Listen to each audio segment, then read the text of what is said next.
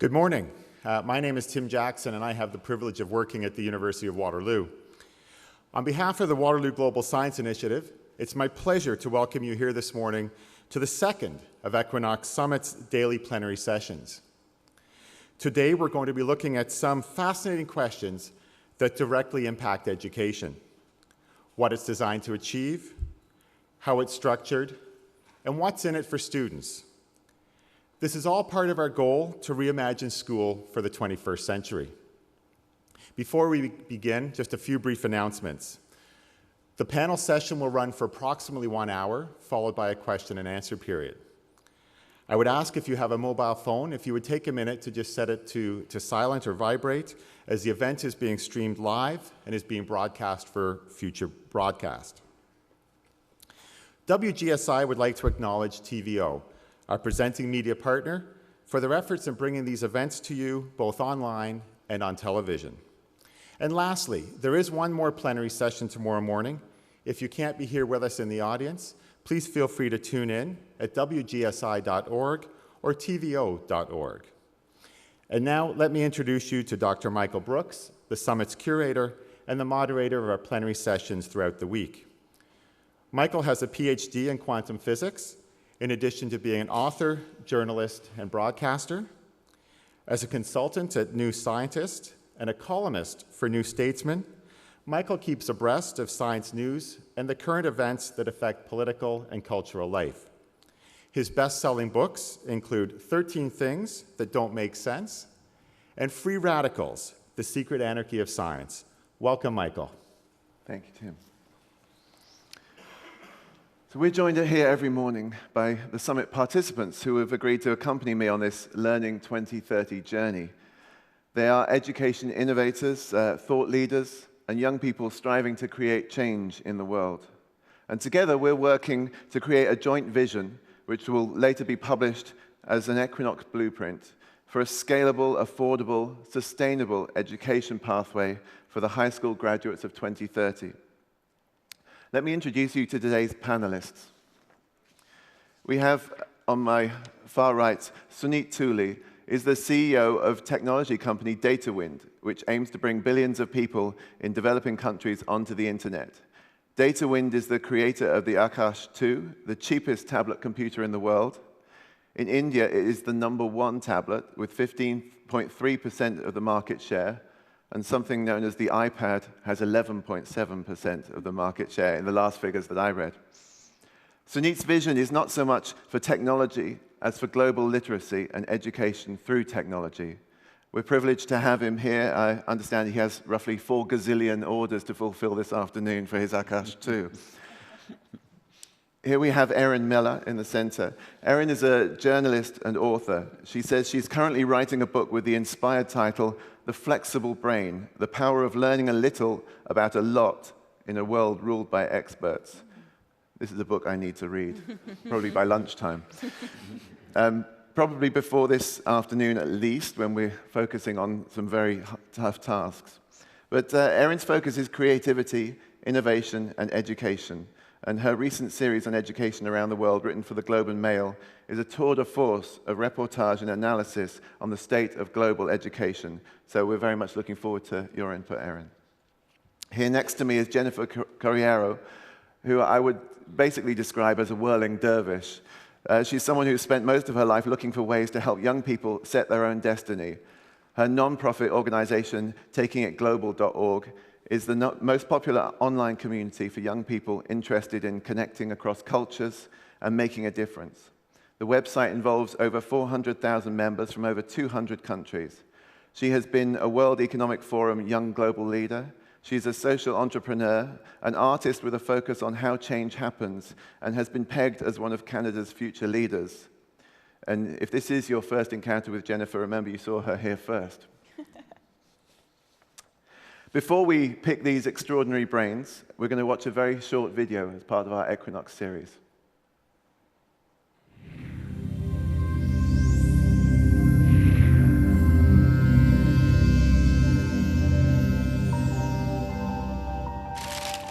The 134 million children born this year face an exciting future.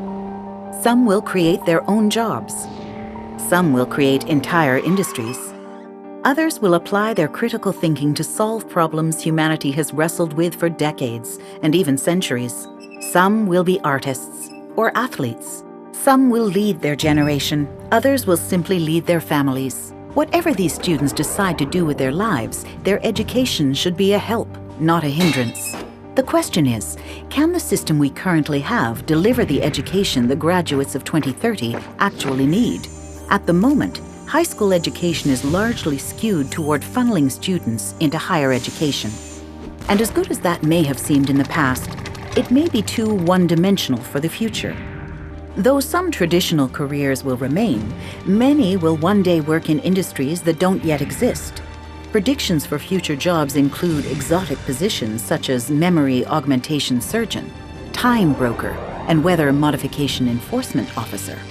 While we can't predict exactly what kind of job the graduate of 2030 can expect, we can begin to think about what kind of education will serve them best. Thought leaders suggest that the most important education will involve learning how to learn and how to adapt to suit a fast-changing workplace. Is there a way to release students from the factory model of education into a flexible learning environment that keeps them agile and creative? The urgent question is, how do we create a learning experience that equips them for the opportunities 2030 will bring?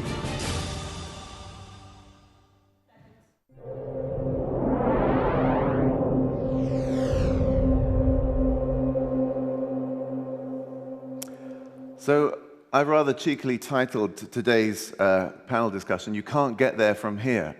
And that's the first question I want to kind of put to you all. Really, what is there? What is the purpose of school? So let me start with you, Suneet. So in my mind, it's teaching people how to be part of society, and that is a very broad kind of statement that involves not only preparing them for an occupation, but making contribution to society. That involves teaching things like morality, teaching things like contributing to society. But if we think of that as a very broad kind of statement, I think the purpose of school should be teaching the youth to be members of society. Right. Is that okay? I will come back to that, but let me go to Erin. Sure. I think that the best way that we can sort of boil this down is to say that education is to help students, give them what they need to be able to fulfill their potential. And I realize that that's a frustratingly vague statement, and I'm sure that's what you were feeling as well when you said that. So I'd like to break it down a little bit. When we talk about potential, we often talk about the inherent abilities of a student, but what it's also is the possibilities that they have. Potential has completely changed in the last while because there's so many more opportunities.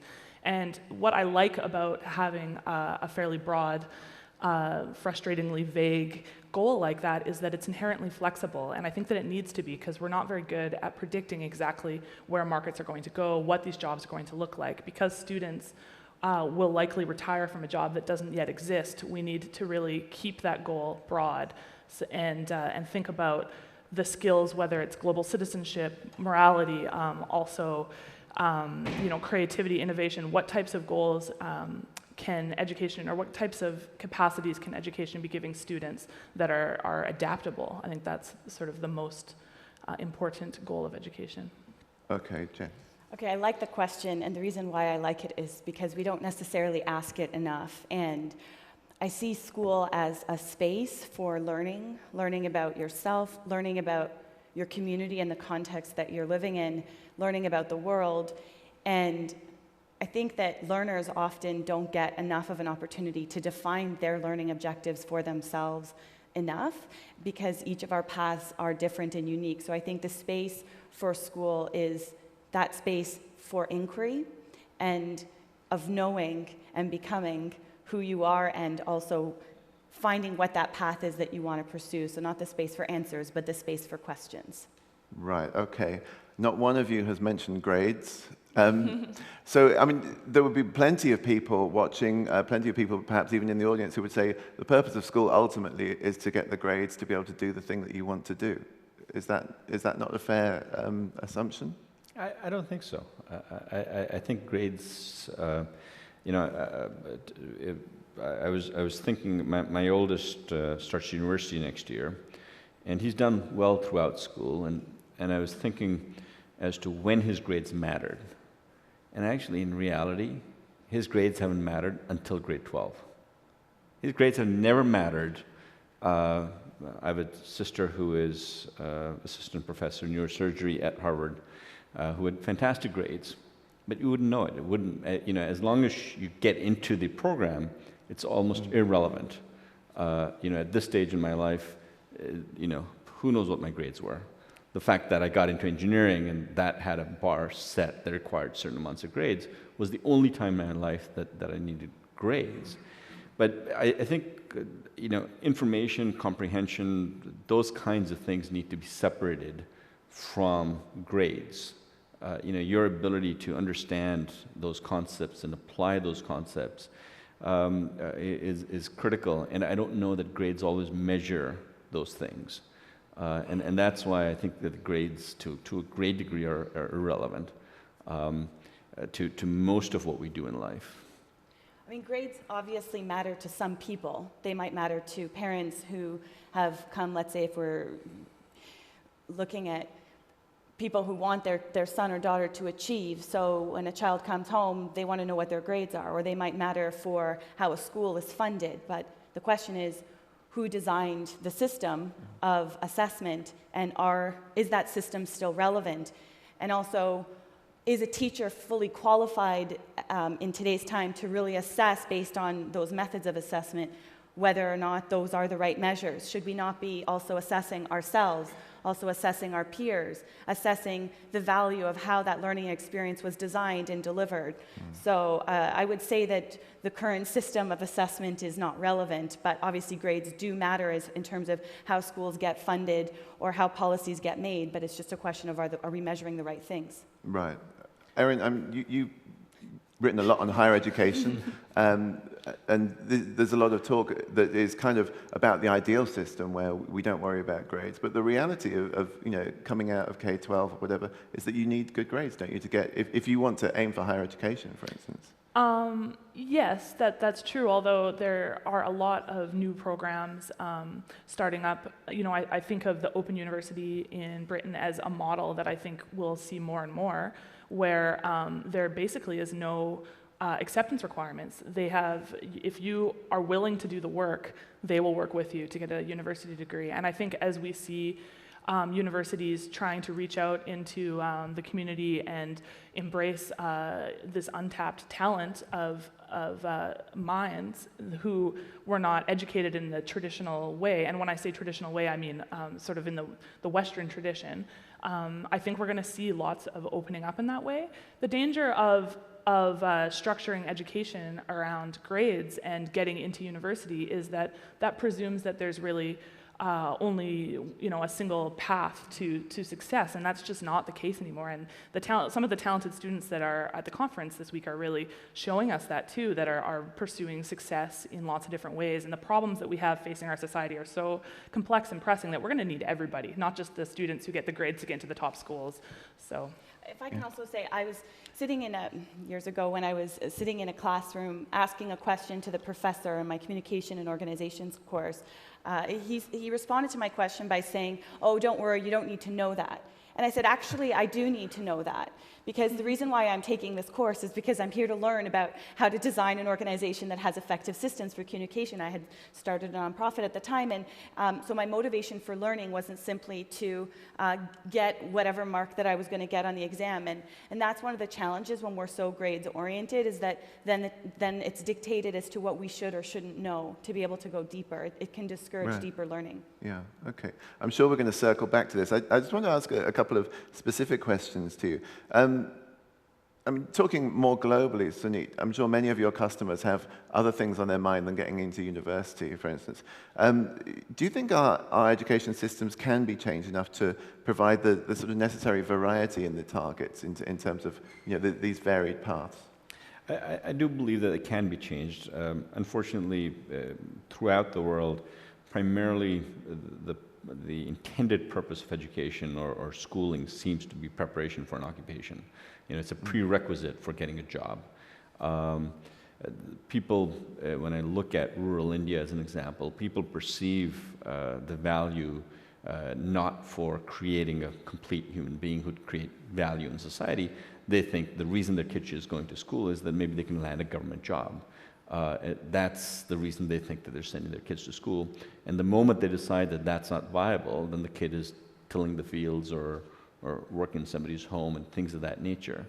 And I think, in my opinion, one of the big reasons that education hasn't changed the way that I wish it had over the last 20, 30 years is that industry's involvement in education has diminished over time. And if I think of what industry's involvement in education was 200 years ago, if you came from a family of blacksmiths, then at a certain age, your child started apprenticing in that area, and you decided that that's where they would proceed. And what industry continues to complain about is that we're creating people in India. This is a very regular complaint, where the industry associations put out reports claiming as much as 70% of the graduates of engineering schools in India are unemployable. And you think, all the hard work they've done, if 70% of them are unemployable, then there's a huge disconnect between what the industry believes they need or what the schools believe that they should be teaching. And I think it can be changed, but it requires a sort of a broader input from society. It requires a much more integrated kind of an approach. Because I come from a family where my father and grandfather ran businesses. We got involved in family businesses, got exposed to family businesses very early on. I started taking my son and my daughters when they were 13, 14 years old to business meetings. I'd take them to conferences, and they'd sit in the audience, and they'd go to trade shows with me. Not necessarily with the intent that they'd follow what I was doing, but at least that they'd get exposure to more than what the math or calculus that they were taking at school, and they'd get an understanding of society in a broader kind of way that's not really taught in school anymore. Okay. Erin, did you want to comment on that? Yeah, if I can just add one thing to what Suneet was saying. This is something that we hear about in Canada all the time as well, this idea that universities and high schools as well, of course, are graduating students who aren't prepared for the workforce. And I think that the issue often gets very confused. We talk about the job-ready graduate, and what a lot of politicians in Canada say about that is that, they're coming out prepared for, with these fluffy degrees that aren't giving them the defined skills, the tangible skills that they need to succeed. And there's a lot of talk about trying to get more students into the hard sciences, more students into engineering, that type of thing. But when you actually read, talk to employers and read a lot of the surveys, both global and national, what you hear is that the things that employers are having a hard time recruiting are soft skills, their communication, their collaboration. They want people who can look at a lot of information and make judgments about the sources and be able to analyze that information. So all of those things, and they're harder to teach. But I agree that I think that there are lots of ways that education can get better at preparing people for that, and we're starting to see those innovations happen. Okay. Jennifer, what do young people actually want from education? I mean, you interact with a lot of people coming out of school, just coming out of school, going into new things. Well, do you get a sense that there's something they want from their education that maybe they're not getting?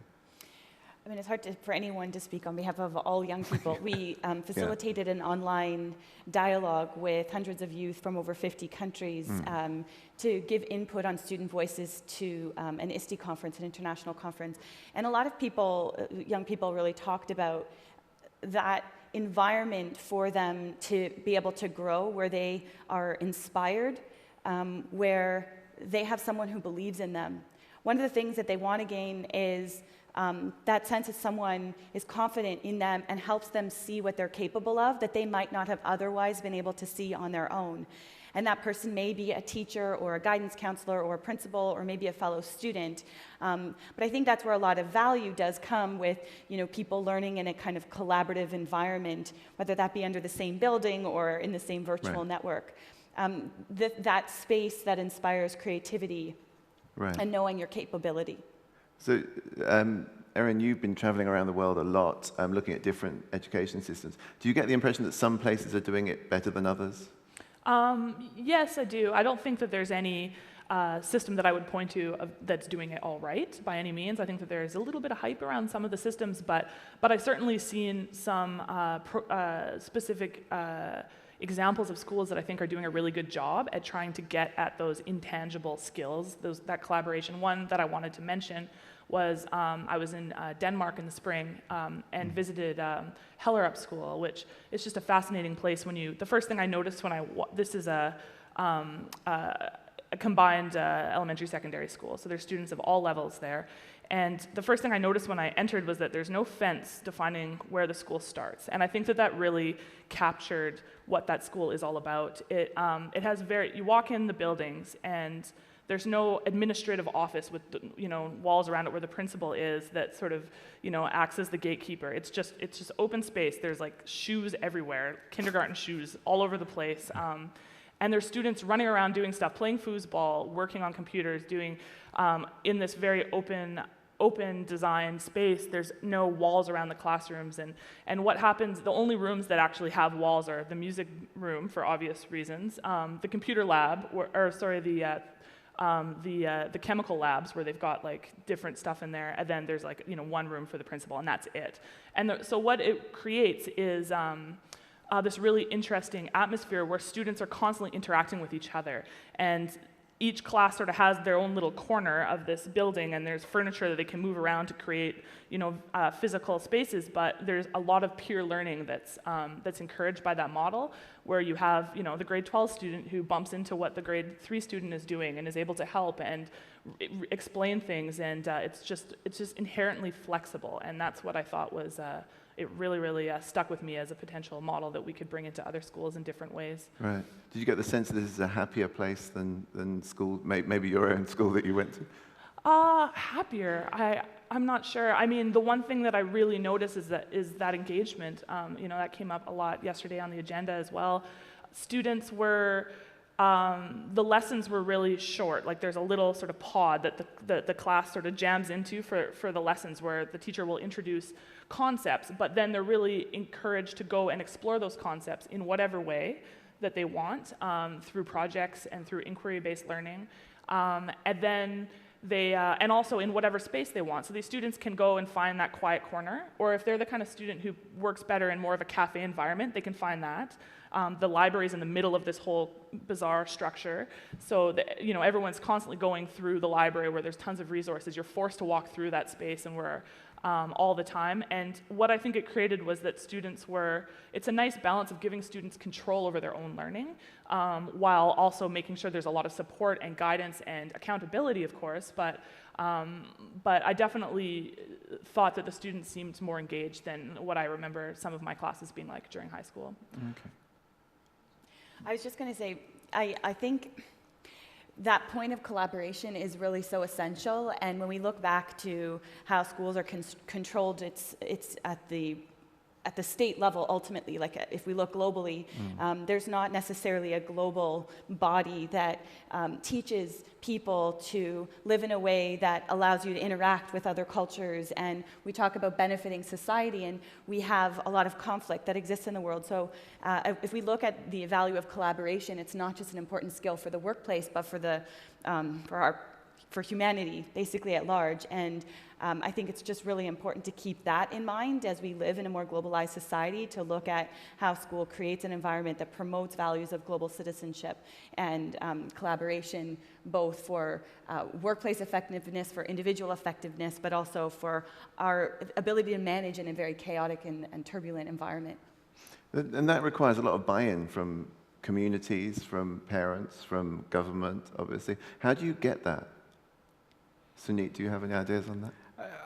Well, it's difficult, and I think of my own personal experiences, and as we experimented with our kids in different kind of school As we all do. environments. And I discovered for myself I didn't have the patience. To be honest, my youngest has many cousins within the same age group, and you end up comparing as to, well, they're reading at this level and yours is reading at this level, and I found that personally I didn't have the patience to allow him to get to that kind of stage, that open, more flexible, collaborative environment required. And despite that environment, I did the exact wrong thing that I promised I wouldn't do, and that is I got him a tutor after school to cover what I thought that he wasn't covering in school. So it was, you know, I find that it is very, very difficult. Except most of the environments I work in, the problem is much larger. The problem is just getting teachers to school in a safe environment, convincing parents that their daughters are not unsafe if they're sent to school. You know, it's those kinds of challenges. To me, overcoming those challenges is a much bigger issue than optimizing the environment that my, you know, kids actually go to school in. So it's difficult to convince, and even though I've been a big believer of a more flexible, open kind of collaborative environment, I found that when I experimented with my youngest child to that effect, that I didn't have the discipline myself to carry through with it. It's not just me then. Just on the question of, how do you create buy-in? And you're speaking from the perspective of a parent, and obviously we all carry many roles. One of the things Taking It Global ran in the last year was a conference for parents with Simcoe County School Board, and it was called Learning with Technology, Parents and Teachers Working Together. And a lot of the parents who came in, now this was more reflection on technology itself, but a lot of parents had a lot of fear or didn't necessarily know how to engage their children using technology. This discussion created a lot of buy-in, and I think creating spaces for discussion, both with parents, but also another initiative we worked on, which is called Future Friendly Schools, is a global dialogue where we had thousands of stakeholders, including parents, teachers, students, principals, superintendents, school leaders, to actually offer their perspectives on what they see as the principles for a future-friendly school. And I think it's these types of collaborative dialogues that will create that buy-in. Okay. And presumably the media will have a role to play as well, Erin. Yeah, I think for sure. Before I get to that question, I was just going to, one more thing about this. I was writing an article earlier this year about the use of iPads in schools, and my editor kept asking me, well, you know, can you find some parents who disagree with this, you know, who are worried about their kid getting an iPad, and I had a really hard time doing that, which was interesting to me. And I was interviewing some people from the Northern Gateway School District, which is in Northern Alberta, who had brought in iPads for all of their kindergarten classes, asking them, like, well, were there any parents who were concerned about this? And they said, well, no, not at all. The only people that we had some resistance from were teachers, which I found really interesting. And I think and I don't think that that's to say that teachers are resistant, but I think they are resistant to being pushed into innovation that they're not properly prepared for. Right. So training is a huge part of this, is an absolutely huge part of this. So you can't just throw, you can't just throw an iPad into a classroom. No, absolutely or even not. The but iPad too. I think that applies to any innovation. You know, when we're dealing with children, people are resistant to changing what is working because the stakes are high. So in terms of getting buy-in, I think it's extremely important to make sure the support is there for the educators. Right. So let me ask you, as you said your editor was pushing you towards a certain line when you were writing about this incident. I mean, is there a line that you sort of see that you sometimes need to push against in terms of reporting innovation in technology, in education? Yeah, I mean, I think the line that I've been trying to push lately is trying to find evidence of how a lot of the innovation is impacting learning outcomes. There's a lot of excitement about some innovations, and particularly a lot that are related to technology right now. For instance, I've been writing a lot about massive open online courses, MOOCs, working on a big piece about that. And there's these claims about how this is going to change the world, how it's absolutely going to democratize education and and I'm sure you hear about this all the time, Suneet, how we're going to finally get education to every corner of the world, but it's very difficult to actually analyze those statements and see and ask the hard questions about them. So that's what I'm really constantly asking people, like, show me the evidence. Let's talk about the evidence. I can't resist I was asking gonna you. say, I don't just hear about it, I evangelize it. You're right. If you think of broad-scale studies that show that there have been real results in those learning outcomes, I'm not sure that they're there yet. But again, I think you've got to look at students in different environments very differently. If I look at rural schools in India where 18% of the schools on any given day have no teachers at all, in that environment, I think it makes a huge difference. In environments where if you are, in Peshawar or certain parts of Afghanistan, where you are you feel very uncomfortable sending your daughter to school, not because you want her to have an education, but because you worry that the acid's going to get thrown, or they're going to get shot at, or something of that sort. Without question, MOOCs and sort of flipped classroom type of models and so on are essential to get education to those levels. In this part of the world, again, coming back to my own kids, it's interesting to see how there's experimentation going on around MOOCs even in high school. My son in grade 12, for his math class, they've decided to run it with a flipped classroom type of a model. And not exactly a MOOC, but specifically they've given them videos for all of the lectures ahead of time. And for the student that wants to learn it, I think it's an essential tool. The ability to, I asked my son, so what do you think is the newest innovation in education? What are they teaching you? And he said, it's pause and rewind. That's so powerful. You can't do it in a classroom. Yeah. I remember when we went to school, I decided in one class to start taking a tape recorder in, and there were teachers that objected to us having tape recorders in classrooms. So I think the world changing from that perspective. The incremental difference between that and a good quality teacher that cares is very difficult to measure. We went through school without pause and rewind. We went through school without the ability to record lectures, and we sort of turned out okay. I think we're doing well in our lives. But that's not the case with, again, coming back to a place like India, where high school has a 68% dropout rate. Right. The country has 220 million students. The number of kids that should be in school is 360 million. So you've got 140 million kids you've got to figure out how to deliver education to, and the 220 that are actually there. Right. And yeah, if I could just pick up on the point about professional development, because there's the difference between what students might have access to on their own, basically at home with technology, or what teachers have access to and how they are given an opportunity to learn how to integrate technology into the classroom. We actually work on a partnership with the Toronto District School Board, and we run 3 professional development courses as part of our TIG-Ed program: environmental stewardship, student voice, and global citizenship. And the TDSB actually gave release time for the teachers to be able to take part in this learning, and it's a blended course that involves both online and in person. And so the model of how professional development is actually delivered to teachers should also reflect the model that we're trying to ask our teachers to leverage and to embrace with students. And it's only in recent years that we've started to even think about technology as something to be integrated across disciplines and across subjects.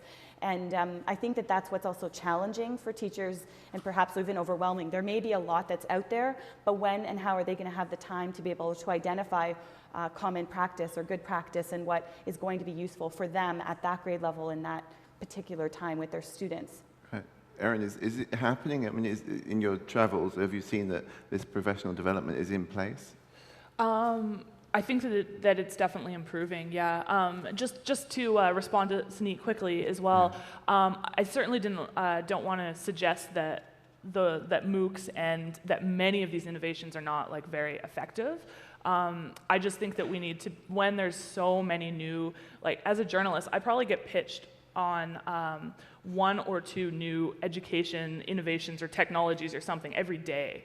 somebody's trying to get me to cover something. So I think it's so important at this time when there's so many new things that are developing to be very pragmatic about and really ask hard questions about what is working. So that's very important. But in my travels, I mean, I definitely think that there is a lot of recognition that there's support for teachers.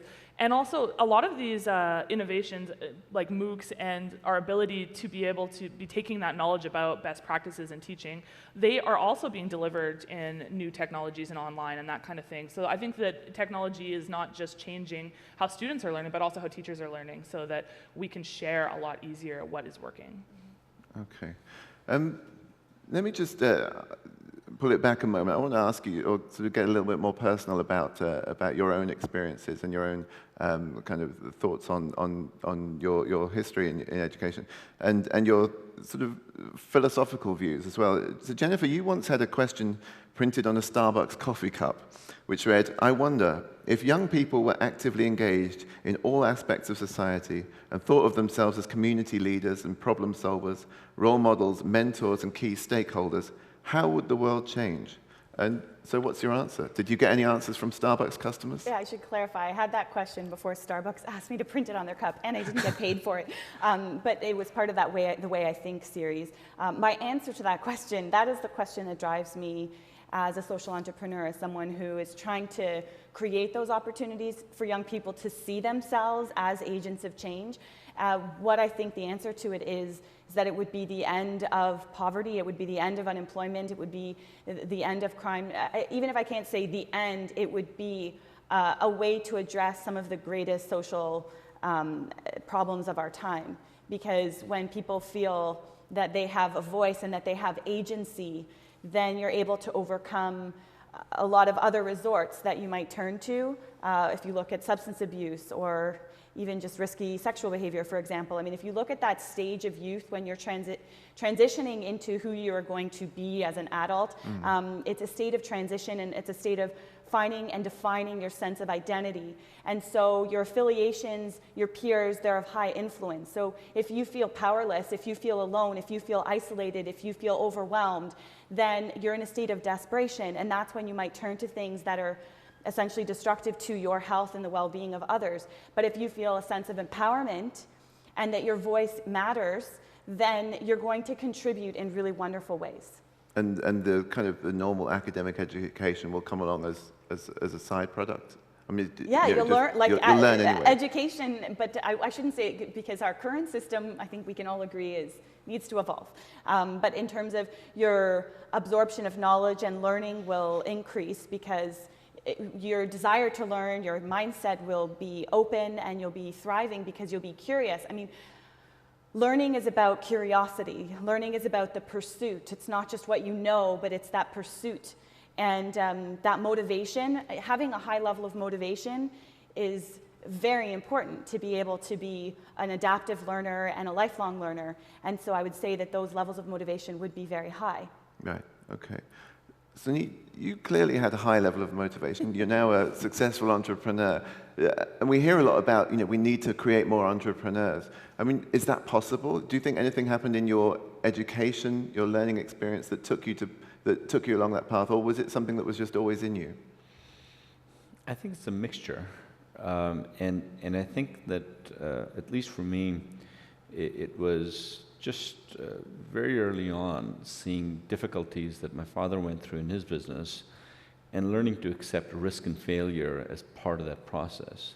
I think what keeps people away from taking advantage of either opportunities or pursuing challenges is the risk and failures associated with those. And when we teach by grades and what marks you receive, we teach that this is the right way of doing it. Anything beyond that gets you the wrong marks. And I think that needs to be part of education. The whole collaborative approach of how you teach your child how to ride a bike. You did it wrong, you failed. Next, that's not how you teach your child how to ride a bike. It's about giving them the confidence and accepting failure and continuing to try that over and over again. And I think that that's important in both education and in a personal kind of environment. I grew up in a town just outside of Edmonton, Alberta called St. Albert, and I thought we had access to some fantastic world-class teachers. I really felt, and I think that the kind of confidence and support that we received at that point has helped us carry through in many ways. And my brother has 78 U.S. patents on technologies he's developed. I get lucky enough to be invited in this kind of environment and talk to people way smarter than me about education. My sister's a professor at Harvard teaching neurosurgery. Quite a low-achieving family, then. Well, no, and I'm sure that this school we went to in St. Albert had a significant amount in the quality teachers we had access to, and I'm not sure that that's the rule, though. But that's why that open kind of approach, where we deal with failure in a different kind of way, will help grow entrepreneurs and will help people wanting to be contributing members of society. Okay. Erin, do you have thoughts on that? Yeah, I would love to. I think that it's absolutely essential for education systems to find a better way to not just tolerate failure, but encourage failure. One of the trends I've been seeing at universities is that a lot of universities are creating an opportunity for students to take one class a year, or it's typically one class a year where it's ungraded. And the reason for that is to encourage students to take some risks and push themselves out of their comfort zone. And they were always interested in physics, but they didn't do that good in math, so they're nervous about taking that physics class because it will impact their mark. And this is their chance to really pursue that interesting thing. And it seems insane that that's an exception, that that's an added value. I would like to see an education system that is built from the ground up to encourage students to really push themselves intellectually rather than just be penalized for failure. And I think that's important to fostering entrepreneurship, but it's also important to fostering any type of creative person who is going to feel empowered to come up with new solutions. Finding a better way to deal with that is absolutely essential. I've been really interested in reading the work lately of the economist James Heckman, who found that marks he was studying what predicts later success in life, and he found that marks aren't as good of a predictor as different metrics around character, and ability to deal with failure is absolutely essential to that. Yeah, Sorry, I just, this whole state of entrepreneurial mindset is something we definitely need to focus on encouraging in the education system, whether or not people become for-profit entrepreneurs or social entrepreneurs or intrapreneurs within a large organization. We are living in a world that is constantly changing. And so I would say a resiliency skill is that entrepreneurial mindset. And it's both the ability to deal with whatever is called failure or just rejection. I can go back to when I was in high school and I spent the year putting together content for a high school newspaper. And for a variety of factors outside of my control, the principal called me into his office and he said, "I'm sorry to sour your lemons, but we're not going to be able to publish the newspaper." And I looked at him and I said, "Thank you for your feedback. I understand that the school is unable to support the newspaper for the reasons you've outlined. I'll be able to go out, I'll raise the funding for myself, and if I need to stand off school property to be able to deliver it and retitle it, then that's what I'll do." And it was one of those, I don't know where the courage came from for me to say that to the principal, and he looked at me and he said, "I'll go back to class." And then he called me back, and I did go back to class. And then, eventually he found the resources where it was a hybrid. There was a bunch of things that I had to prove on my own, and he met me halfway. And so wherever that courage came from, it was an early moment where I learned is even less about failure, but more about how to respond to rejection and not see it as an end, but see it as okay, then we're going to move this way. Right. We've heard quite a number of times this week in our discussions and talks about the importance of some kind of project. I mean, clearly this was a project for you. Did you do projects at school that kind of pushed you? I did. I've sort of encouraged my kids in the same kind of way. I have sort of tried to address this question for myself as to, why did I go in a certain direction, and why did my cousins go in other directions, and why did my classmates go in certain different kinds of directions? And I think having access to those tools early on, where 1979 we had an Apple Lisa or an Apple II computer that we were programming with and doing fun things with, outside of the school environment, I thought went a long way.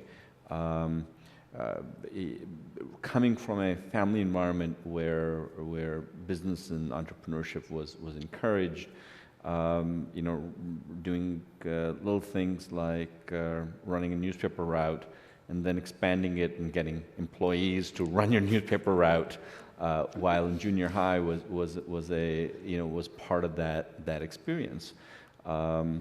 So it was encouraged throughout. And I did the same thing with my oldest kids this summer. I encouraged them to think of a project and come make up a business plan. And they decided to buy a 3D printer. So they bought themselves a 3D printer, got half a dozen classmates to join them as part of the summer project, created a product using that 3D printer, and started marketing it, which was a very interesting experience, at least for me, to see how they've gone this route, and how they've dealt with failures and rejections along the way, and you know, those kinds of things. So I certainly think that more than just straight classroom lectures, being able to do projects that interact with the rest of your local community while in school, as early as a junior kindergarten, as early as a junior high kind of environment, I think is useful. Jen, you get a lot of these sort of creative kids in school when they're younger, and not necessarily so much when they're older. I mean, it seems to me that there's a lot of young kids. I know my 11-year-old started a business you know, a year ago, just making sort of folded origami ninja stars that, you know, his friends would buy off him so they could throw at each other. And it strikes me that something in the system seems to knock this out of them. Would you say we're natural entrepreneurs, and something kind of just lets that tail off in the school system? I believe we are all natural, creative people. I mean, entrepreneurs there's a lot of definitions for what it means, but I would say as creative people, definitely we have it in us. And it's true that the more segmented also subjects are, the more segmented our thinking is, but we don't necessarily have a way to bring it all together. And that's why I'm a strong proponent of project-based learning and encouraging young people to develop projects, because we talk about also engagement of students, and not everyone is highly motivated. But the thing is, everyone cares about something. So you can take what it is that you care about, or that you're frustrated about, or that just something that bothers you, and use that as a channel to develop a new solution. And doesn't have to be alone. It can be with your friends. And that's the other challenge, is the time frame. So, you know, it may need a whole year. And that's actually something I'm working with York to develop in the Faculty of Health, which is a new course called Agents of Change in a Global World. And it'll be a 6-credit full-year course where students will have to create a new project that solves an issue related to health. Okay. Erin, is creativity, you know, which is sort of seen as one of these real buzzwords now, is that something to be nurtured or something to be taught? I think it's a very difficult thing to teach directly in the traditional models that we teach. You can't really do a lecture on creativity that is going to have your students leave a little bit more creative. That doesn't work. So this discussion of project-based learning, I think, is extremely relevant here.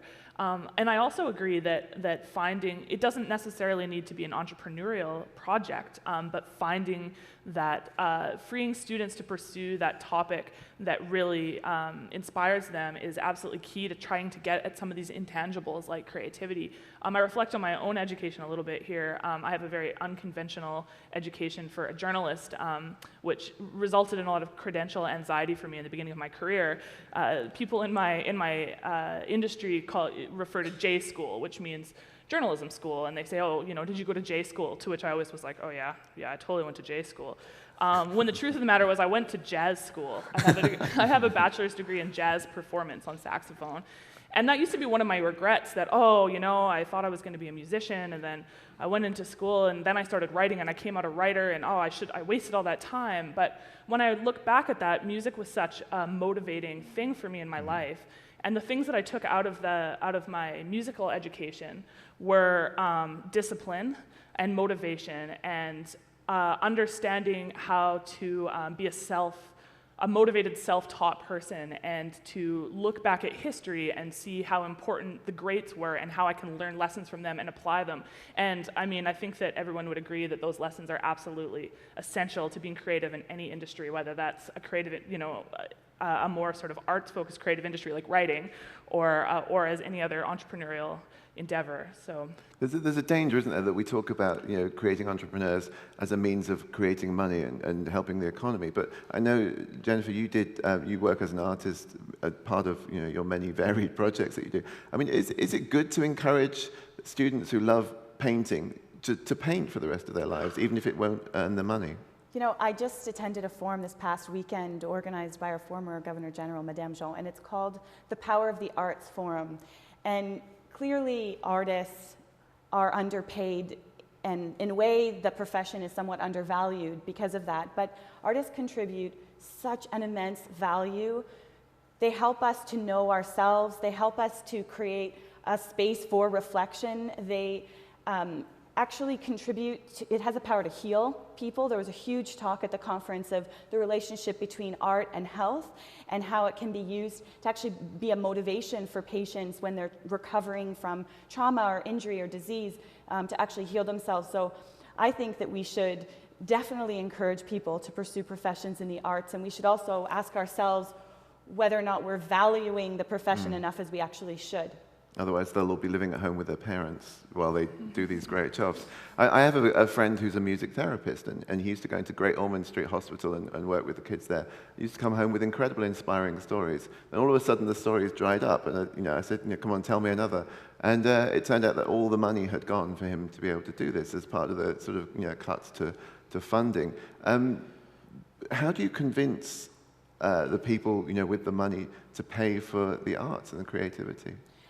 I mean, if I look at it from an arts perspective, I think it has to be connected with where the money is flowing, and to also look at how engagement with the arts is the basis, and to sort of use it as that justification for helping people, again, to know themselves, to know one another as a community, to relate with the world. If we look at, as a society as well, in a multicultural society, a multicultural world, we need to encourage creativity, and artistic expression is a channel for that. Also, if we're looking at integration of technology into the classroom as an example, well, technology for the sake of itself is meaningless. It's all about how it enables people, and arts and technology together can really lead to powerful storytelling. I mean, if you look at also writers, for example, I mean, there's so much power that an artist has, whatever that form of art is, to be able to bring people along a narrative and a journey. And so I think that rather than see arts as something so isolated, we need to look at it at the center of civic life. Can I Yes. jump in on that as well? I think that there's a problematic assumption at the basis of that question, where how do we convince people to value the arts? Because I think actually now is a wonderful time to be an artist, a musician, a content creator, and that really what we should be asking is how can we help artists create their own industries and create their own money? There's lots of people who are starting to do that. I'm really interested in the School for Creative Startups in the UK, which is basically taking these artists who have always been in this, they've always been told like, oh, you can be a broke artist, pursue that, but it's never gonna make any money, and saying, well, actually, people are consuming more content than ever online. Let's help you figure out how to make this work in this new economy. And also here in Waterloo, we have the Stratford campus, which is, it's very based in the arts, and they're finding ways of taking arts and helping give these artists and lots of other entrepreneurial type people as well, and engineers, and giving them the skills to be able to build in the digital economy. So I think that this idea that pursuing music or pursuing art is just the ticket to never moving out of your parents' basement is kind of an outdated idea, and I think that's very refreshing. Okay. Suneet, let me ask you about motivations for entrepreneurship. Yours is very much towards education and moving eradicating poverty, effectively, isn't it? I mean, I get the sense that a lot of younger people coming up now through school, through the higher education system, are motivated by this sense of inequity. Have you come across this, that they want to do something to change the world rather than just to kind of get rich quick? I think so, but I think that it's not necessarily separate from get rich quick. You know, C.K. Prahlad wrote this book called The Gold is at the Bottom of the Pyramid. We are a for-profit organization, but you know, the opportunity we're going after is 170 million kids in India don't go to school. You know, there's billions of people in the world that can be positively impacted by technology. But you're right. There's a much broader global view today with younger kids, with the youth, than was necessarily when we were growing up. And that inequity that's there hits them harder than for us. I was born in India. I came to Canada at a young age, and my biggest complaint about India has always been the general apathy people have towards that divide. But we see kids here, you know, wanting to address those kinds of issues, and I think that it can be done even in a for-profit environment. If I decided to create a product or a solution that went up directly against the iPad or Samsung or whoever, you know, I'm dealing with companies with $150 billion of cash sitting there, not knowing what to do with that cash.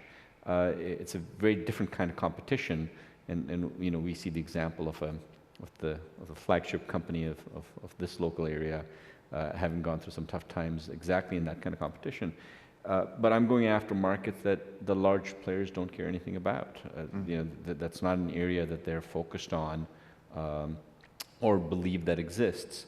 So I think that not only for the purpose of social entrepreneurship, but you know, as a for-profit entity, I think there's a lot of opportunity financially in that area. So Jennifer, you work a lot with this generation of people. Are you confident with what you see coming through that we're going to see these inequities drop away, whether for profit or not? I mean, young people, the young people that I work with are very passionate about the power inequities and imbalances.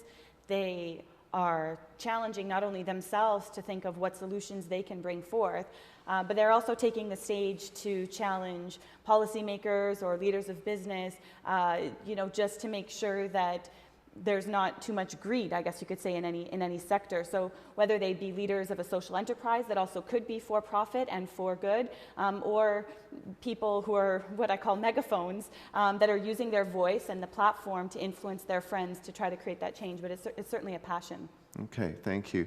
We're going to open up to questions from the audience now, starting with questions from our summit panel. There's a microphone over, I think, on the side here. If you could come and use that if you have questions for our panel, I'd encourage you to step up and do that. I heard from one of our very smart young people at our summit that asking about the purpose of education can be sometimes like asking about the meaning of life. It kind of evolves as you go through it. So perhaps you want to address some of these questions in your Q&A. Graham, please. Hello, thank you for that, very interesting and stimulating. A question initially for the gentleman at the end about the cheap computer, and then a more broader one about MOOCs. I mean, it's great that you have a cheap computer, but I don't think it would really matter if they were given away free with cornflakes. I mean, it's about access, and so when we think about, and also how it changes our education systems, and so we hear a lot, and I mean, not just an observation of the panel, but just generally, in the digital sector, this sort of romanticism around MOOCs and what we call the democratizing power of the internet, which is of course entirely false. You know, the internet is controlled by who has the biggest servers, as we've seen in recent revelations in the US and in Europe. I'd like to ask who we think MOOCs are actually for, because a lot of the people that we talk about, you know, the poor child in the rural village having access to MOOCs is nonsense. They don't have access. The speed of access, I mean, Khan Academy, wonderful if you have a high bandwidth internet connection and a device that can actually access it. That, I understand, isn't the case for the majority of the population. So I wonder if we could have a discussion around whether actually affordability of technology is a real driver, and actually whether this romance around MOOCs is really hitting the people that we expect it to hit. Thank you. Suneet. So I do believe that affordability is the real driver, and you can see it when you compare the number of internet users globally versus the number of cell phone users. When we launched this project in India, there were articles, op-ed pieces that people wrote and said, well, in a country that hasn't figured out how to deliver clean drinking water to its population and electricity to enough of its population, isn't this a distraction from the core things that they should be focusing on? And my response has always been that anybody that thinks education is a distraction doesn't know what they're talking about. The solutions in these countries will be solved through education. And in an environment like India, where there's such a high percentage of the population that is young, unless we figure out how to resolve the issues around education, nothing will happen. And I want to come to the issue of access. There are 900 million people in India that have cell phones. They've figured out how to charge their phones, so the issue of electricity is not the barrier. They've got access to some sort of a mobile network. How efficiently you use that network to deliver content is another issue. We believe we've got a solution around it, and before the end of this year, we will launch a entry-level device in India in the $50 price point that will include free internet access, enough for the purposes of browsing, chatting, maybe not enough for MOOCs and video broadcasts. But to assume that will never happen is also naive. We already see in a number of countries, including India, broad deployment of higher bandwidth networks, and they will happen a lot faster than any of us think. Rwanda in the next 2 years will have an LTE network that's at least as powerful as the one being deployed in downtown Toronto, and with that much bandwidth available for its citizens. And I'm confident that they'll get that done. In India, we start to see. Yeah, I think the point is here is that absolutely we agreed on access, because I think that the cost of device isn't an issue. But I think equally naive if we are to think that this LTE network is going to be affordable to the very people that we're talking about. I mean, the mobile data contracts, for example, throughout Africa are far higher in terms of monthly costs than they are in the richer parts of the world, ironically. So you missed a little bit of what I said, and that was before the end of this year, we will launch a $50 device in the Indian environment with free access to internet. Okay. For what kind of internet? I'm very curious about that. I'm not trying to be confrontational. I want to understand how that's actually going to work over what capacity. Yeah. I mean, you said it won't be high bandwidth. So is this a thin version of the internet? It is your desktop version, but for basic browsing and chatting and so on. So maybe not free yet for video broadcasts, but that also is going to change. You look at the announcement that the Indian government's made very recently. There are two tenders they're coming up with. One is for 5.7 million units that are going to go to college and university students, where they've set up free bandwidth, free Wi-Fi access in these colleges and universities. The second are about 9 million units that are going to go into grade 10 and grade 12 students. And in those, they are obligating the national operator, a company called BSNL, to provide free bandwidth, 3G bandwidth, across to those users.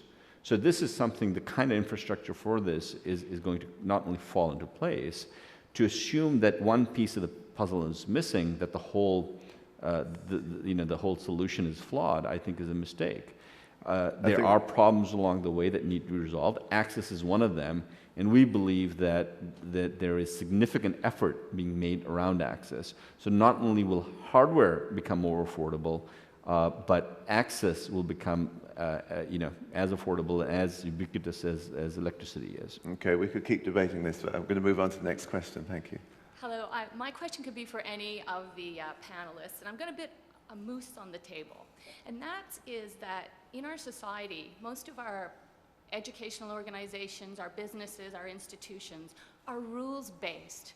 They are governed by a command and control model that is making it really difficult to innovate and to start doing the kinds of things the panelists have talked about, increasing creativity, increasing resilience, entrepreneurship in the classrooms or elsewhere. My own expertise is in the business sector, and I've seen research that suggests that on entry levels, businesses weed out the kind of creative, strategic thinkers that they later need in the executive levels. So once they have weeded out these types of people, and in favor of analytical types of people, they find their own executive suite is less robust because the talent is simply not there. So what do we do about this issue in that there's entrepreneurship, resilience is not present in the classrooms because our very institutions are mitigating against the kind of change, and powerful, powerful forces are preventing that from happening. Erin, do you want to take that? That's what this whole week is about. There's a lot of qualified people in this room to try to answer that. I totally agree with you that one of the biggest difficulties that I've seen as universities are trying to bring in this innovation is not a lack of will, it's not a lack of great ideas, it's the fact that our educational institutions are, by their nature, extremely conservative. Universities are, and they're conservative for a very good reason. You know, we don't want to just be changing super fast when these are the institutions that are preparing our young people for the future and also passing on the values of our society.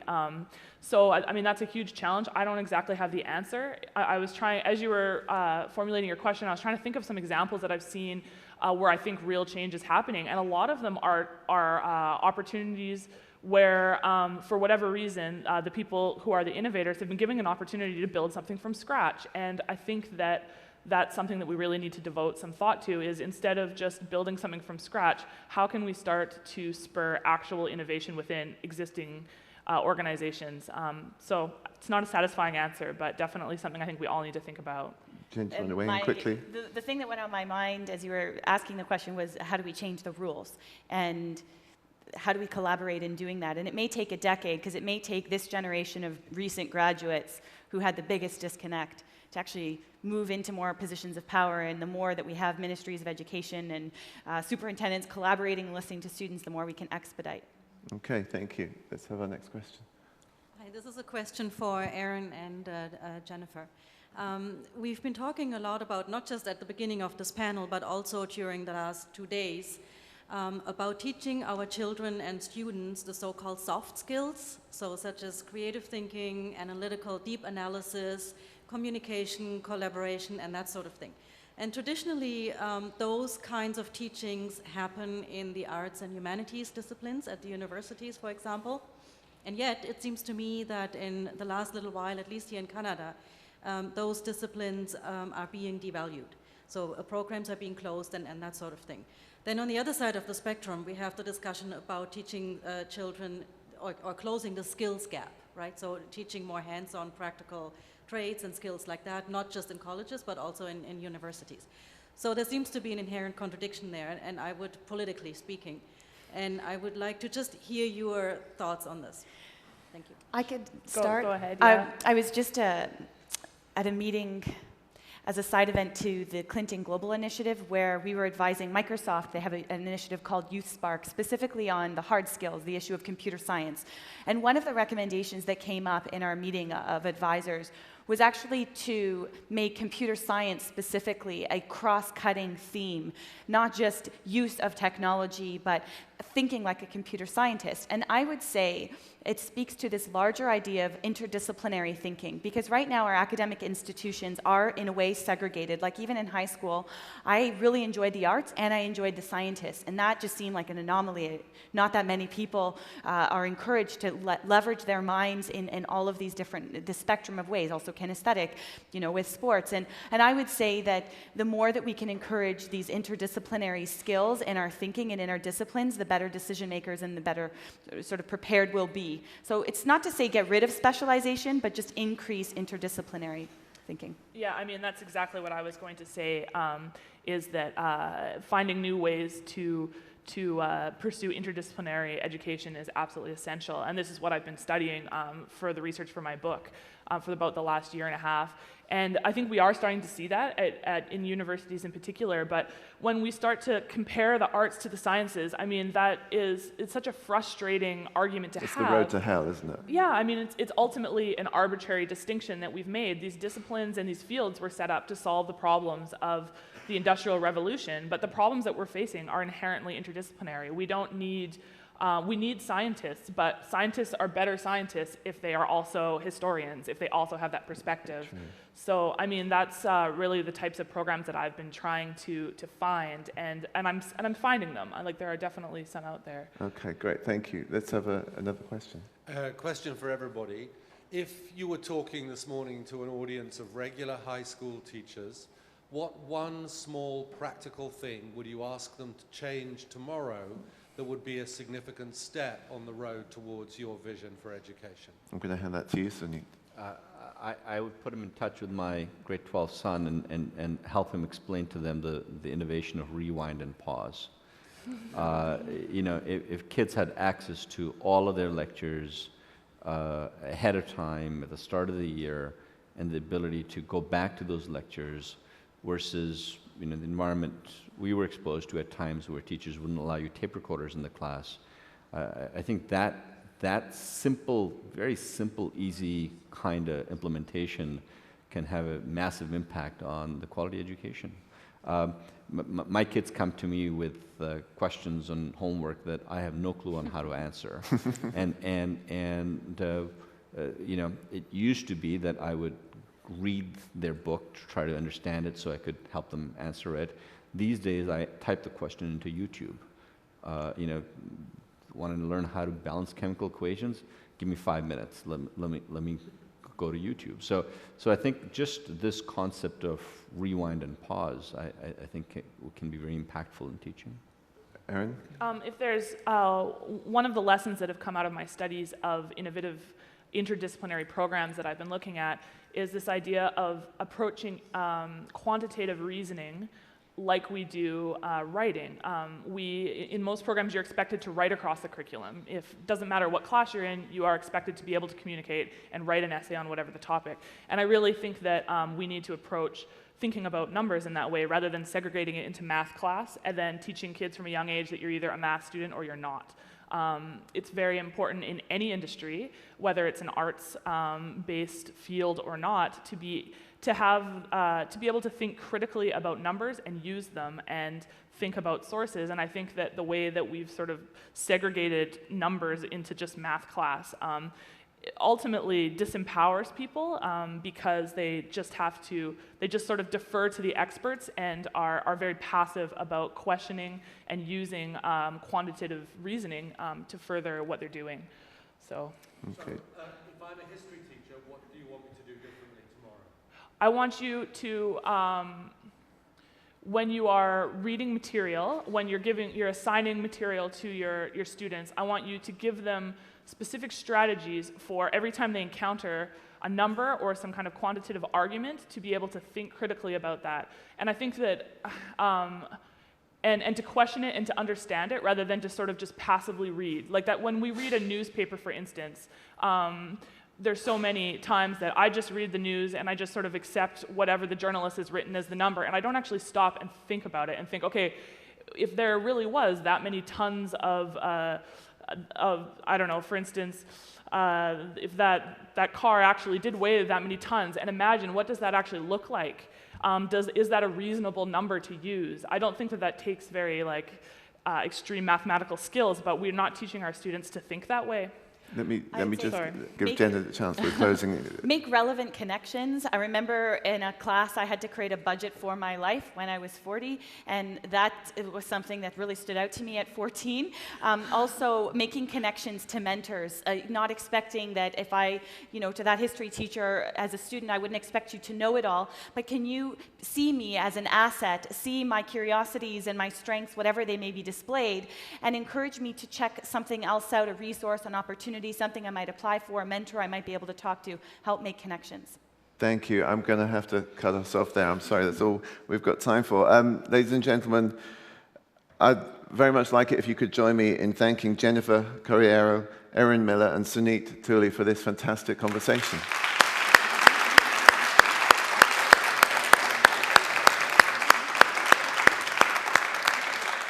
Thanks also to our other summit participants who'll now move into the day of collaborations as they sift through ideas for a school for the 21st century. And for those of you watching online, the next plenary is tomorrow at 8:30 a.m., where I'll be joined on stage by Greg Butler, Pauline Dixon, Jennifer Groff, and Adrian Lim. And we'll be talking about what we should be doing with the classroom of 2030, the real nuts and bolts of education. You can find details on that at WGSI.org and TVO.org.